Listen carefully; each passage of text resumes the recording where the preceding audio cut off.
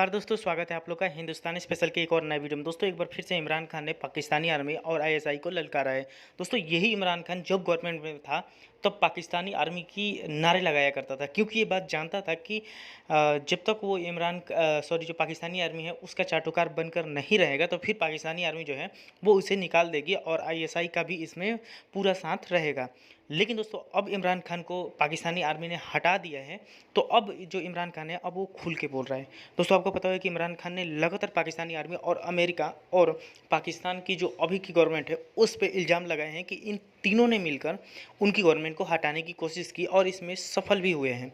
लेकिन दोस्तों यहाँ पर पाकिस्तानी आर्मी पर फिर से सवाल उठने लगे हैं और वही बाजवा जिसकी ये तारीफ़ें किया करता था आज वही बाजवा को जो सोशल मीडिया उस पर गालियाँ दिलवा रहा है और ये पाकिस्तान में लगातार हो रहा है। दोस्तों जैसा कि आप लोग जानते हैं कि इमरान खान के जितने भी फॉलोअर्स हैं वो इतना रेडिकलाइज हो चुके हैं कि इमरान खान अगर किसी को मारने के लिए बोल दे तो ये मार देंगे और ये ऐसा देखने को मिल भी रहा है। और दोस्तों इसकी वजह से कहीं ना कहीं पाकिस्तान को देखा जा रहा है कि आने वाले दिनों में पाकिस्तान की जो हालात हैं वो इतने ज़्यादा ख़राब हो सकते हैं कि कभी भी किसी ने सोचा नहीं होगा और इसका जो रूप है वो पाकिस्तान में अब लगातार देखने को मिल रहा है।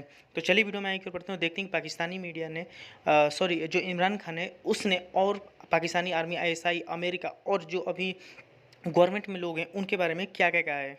ये भी एक पाकिस्तान की तारीख में एक ऐसा शर्मनाक वाकया है कि 22 करोड़ के प्राइम मिनिस्टर को वो एक अंडर सेक्रेटरी डोनाल्ड लू कहता है हमारे एम्बेसडर को, और मैं एम्बेसडर को दाद दूंगा कि उसमें खुददारी थी कि उसने कहा कि इसको डिमार्श भेजो। उसके बाद जो साइफर में कहता है कि आप एक प्राइम मिनिस्टर को इलेक्टेड 22 करोड़ लोगों को अगर आप इसको नहीं निकालेंगे तो बड़ी कॉन्सिक्वेंसेस होंगी, इसको हम आइसोलेट करेंगे, इसको यूरोप आइसोलेट करेगा। यानी उसकी जरूरत ये कहने की, और फिर कहता कि जो भी आएगा उसको माफ़ कर देंगे, मतलब कि उनको पता था कि शहबाज शरीफ आएगा। तो फिर ये नहीं उसने कहा कि जब आएंगे तो वो देखेंगे उसकी परफॉर्मेंस क्या, इसको जैसे ही आप निकालेंगे हम माफ़ कर देंगे आपको मैं सवाल यहाँ पे बनता है कि शहबाज शरीफ कहते थे पहले तो नून लीग का था कि जी कोई लेटर है ही नहीं, खुद बैठ के बनाया, एनएससी की मीटिंग चेयर की बतौर वज़ीर आज़म शहबाज शरीफ ने। उसके बाद वो सारी चीज़ें कंफर्म हुई आपके ख्याल में जब सेकंड एनएससी हुई, फर्स्ट एनएससी के भी जो मिनट्स है वो रीअफर्म किया उन्होंने? देखिए ये इनकी तो खैर सारी ज़िंदगी झूठ है ना। आप सुप्रीम कोर्ट में झूठ, लहदा कतरी ख़त, दस्तावेज आज पार्लियामेंट में रखे वो झूठ, वो मरीम नवाज ने कहा क्लेवरी फंड वो झूठ, शहबाज शरीफ ने जाके गारंटी दी नवाज वापस आ जाएगा वो झूठ।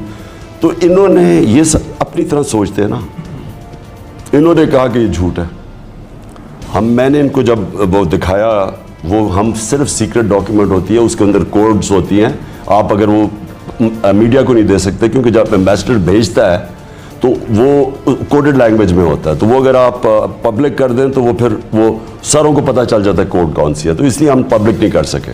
लेकिन मैं इनको कहता रहा, फिर मैंने कैबिनेट में रखा, कैबिनेट में मिनट्स बताए गए, फिर मैंने नेशनल सिक्योरिटी काउंसिल में रखा, सारे आर्मी चीफ्स बैठे हुए थे, उन सब ने उसको देखा, उन्होंने कहा कि मुदाखलत हुई है और उन्होंने ये कहा कि पार्लियामेंट की नेशनल सिक्योरिटी कमेटी में रखा जाए।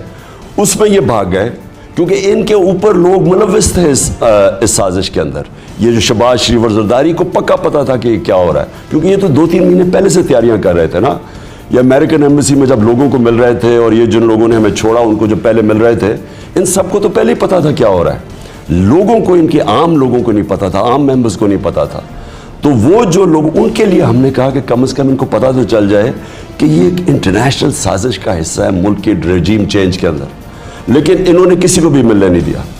आपने ये ख़त की कॉपी सदर मुमलिकत को भी भेजी। सदर मुमलिकत doctor Arif Alvi supreme commander of the armed forces हैं, उन्होंने उस पर कोई एक्शन लिया? उन्होंने उस ख़त को यकीनन पढ़ा होगा बतौर supreme commander of the armed forces. Do you expect कि उन्हें कोई एक्शन लेना चाहिए था इस हवाले से? इतनी बड़ी साजिश अगर सामने आई है, 2 एनएससी की मीटिंग ने कहा है कि ये मुदाखलत है और अभी तक सब जगह खामोशी है। लेकिन अब ये अरशद, ये इंपॉर्टेंट चीज़ है, मैं अपनी सारी कौम के सामने रखना चाहता हूँ कि ये नहीं है कि उन्होंने इमरान खान को एक साजिश से रिमूव किया। एक 22 करोड़ यानी दुनिया में 6 या 7वां बड़ा मुल्क है, उस मुल्क के इलेक्टेड प्राइम मिनिस्टर को उन्होंने एक साजिश के तहत फारिग किया। इसके बड़े सिवियर कॉन्सिक्वेंसेस है। इसलिए मैंने डॉक्टर अलवी को भी हमने खत भेजा, मैंने कहा कि आपको इसके ऊपर नोटिस लेना चाहिए और चीफ जस्टिस को भी भेजा। देखिए इसके कॉनोटेशंस क्या आ गए। सबसे बड़ी बात यह है कि कौन से मुल्क का प्राइम मिनिस्टर जब अगली दफ़ा उसको धमकी मिलेगी कि कहो जी आप हमारी नौकरी करो, कौन सा प्राइम मिनिस्टर खड़ा होगा? वो अपनी कुर्सी बचाने के लिए सारी बातें मान जाएंगे, जिस तरह मुशर्रफ ने भी मान लिया। मुशर्रफ से एनआरओ जो डलवाया गया वो कॉन्डोलीज़ा राइस ने ब्रोकर किया था बीच में, अमेरिकन सेक्रेटरी ऑफ स्टेट ने। उसने जाके उसने अपनी किताब में बड़े लिखा हुआ है कि मैंने इनको इकट्ठा किया बेनज़ीर उसको। तो ये जो हमारे ऊपर ये जो चोर मुसल्लत हुए थे, ये भी धमकी के मुशर्रफ की जो सेकंड उसको अमेरिकन ने धमकी दी थी, पहले जंग में शिरकत करो और उसके बाद इनको एनआरओ दो। तो अब मैं ये पूछ रहा हूँ कि अगर ये कामयाब हो जाते हैं, यानी ये जो इनका प्लान है और इनको बैठा दिया ऊपर, तो इसके बाद कौन स्टैंड लेगा? Supreme commander of the arm forces, the president of Pakistan, उन्होंने इस पे अभी तक कोई एक्शन क्यों नहीं लिया? क्या वजह हो सकती है? मैंने उनको भी लेटर लिखा है और मैंने उनको कहा है कि इसके ऊपर आप डिस्कस करें लीगल टीम से, इसके ऊपर क्या एक्शन लेना चाहिए। आपने डिप्टी स्पीकर ने ये ख़त सील्ड एनवेलप में honourable chief justice of Pakistan को भी भेजा। इस हवाले से आपकी पार्टी का कोई इरादा है कि जिस तरह नवाज शरीफ साहब मेमो में ख़ुद काला कोट पहन के गए थे, आप सुप्रीम कोर्ट ऑफ पाकिस्तान में कोई एप्लीकेशन फ़ाइल करें कि इस पे बाकायदा एक जुडिशल कमीशन बनाया जाए? देखिए, अब सारे इदारों को भी देखना चाहिए कि ये इतना बड़ा एक मुल्क के ऊपर धचका पड़ा है। ये बिल्कुल वही हुआ है जो प्राइम मिनिस्टर मुसद्दक थे ईरान के, बिल्कुल वो हुआ। आपको पता है ईरान की डेमोक्रेसी कभी रिकवर नहीं की उससे। उस दिन के बाद आप देख लें कि ईरान से हुआ क्या, डिक्टेटरशिप आ गई और उसके बाद फिर इनकलाब आया। उनकी कभी डेमोक्रेसी रिकवर नहीं की जो उन्होंने ये CIA बैक्ड कू किया था। अब ये जो इन्होंने किया है, ये एक फैसला कुन वक्त है पाकिस्तान की तारीख में। एक इलेक्टेड गवर्नमेंट को उन्होंने गिराया एक पूरी साजिश के तहत। अब अगर इसके ऊपर कोई एक्शन नहीं लिया जाएगा और इसी तरह ये कामयाब हो जाएंगे चोरों को ऊपर हमारे मुसल्लत करके और ये हुकूमत चलती जाएगी, अगर ये कामयाब हो जाती है तो फिर ये समझ लें कि जो हमारी जमहूरियत को नुकसान होगा, आगे इसका कितना हमारी आने वाली नस्लों के ऊपर क्या इम्पैक्ट जाएगा।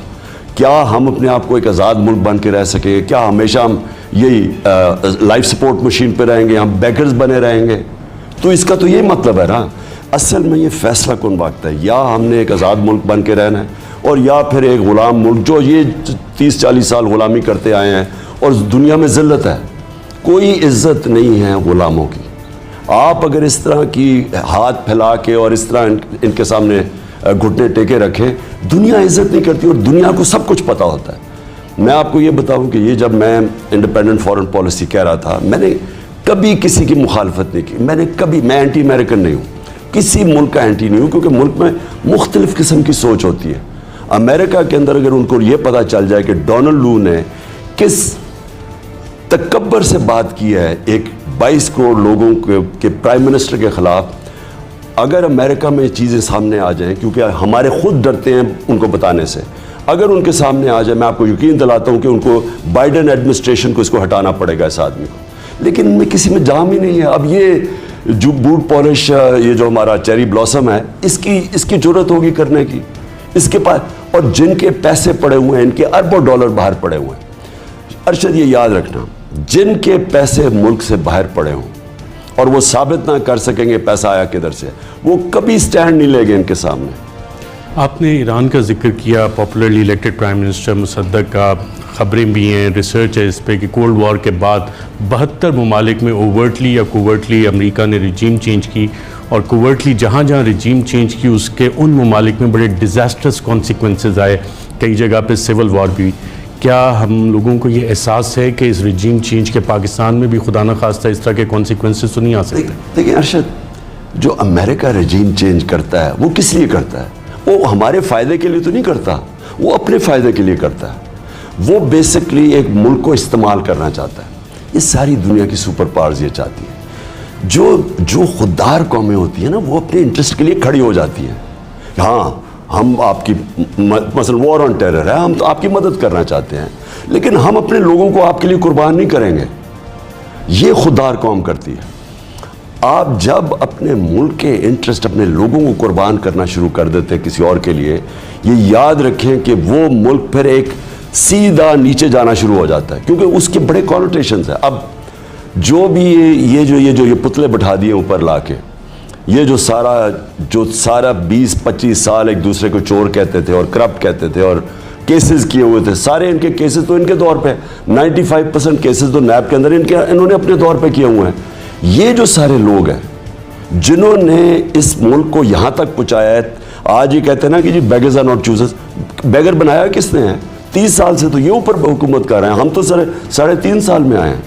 ये लोग, इस मुल्क की बदकिस्मती होगी कि अगर इन लोगों को हमने ऊपर रहने दिया, उनको तो सूट करते हैं क्योंकि इन्होंने तो उनके सामने बिछे हुए होंगे, इनका पैसा, इनको जो अरबों डॉलर चोरी के बाहर रखे हुए, वही उनको गुलाम बना देगा, इसलिए वो उनको पसंद करते हैं।